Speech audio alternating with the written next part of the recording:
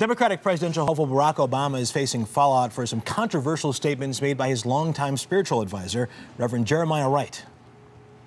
Barack knows what it means to be a black man living in a country and a culture that is controlled by rich white people. You heard some statements from my former pastor that were incendiary and that I completely reject. Not God bless America, God America. But if all I knew was those statements that I saw on television, I would be shocked. Joining us now to talk about this, Deborah Dickerson, columnist for Mother Jones and professor of journalism at the State University of New York at Albany.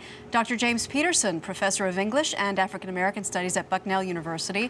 And Rendell Balmer, professor of American Religious History at Columbia University and also the author of God in the White House, How Faith Shaped the Presidency from John F. Kennedy to George W. Bush. Good morning to the three of you. Good morning. Has Reverend Wright, in your mind, crossed the line there by making some of the statements that he made? I don't think so. I think we need to understand that the pulpit is like a rhetorical space. And so if we put that back into its context and saw the sermon develop over time, I think we might have a different take on it now. And when you pull certain comments out, it seems very sensational. But I would agree that the black church is a kind of a bastion of sort of segregated culture. And there's a way in which we just are not having access to that. But what the Reverend is saying fits into a certain kind of context. And I'm not defending it or not defending it. I'm just saying that we're pulling it out of its rhetorical context. The pulpit is some place from which we have to persuade people. And sometimes, whether it's a black persuasion or a white persuasion, those words are going to be very, very strong, very, very powerful, and they're designed to incite, designed to make us have the kind of conversations that we're having right now.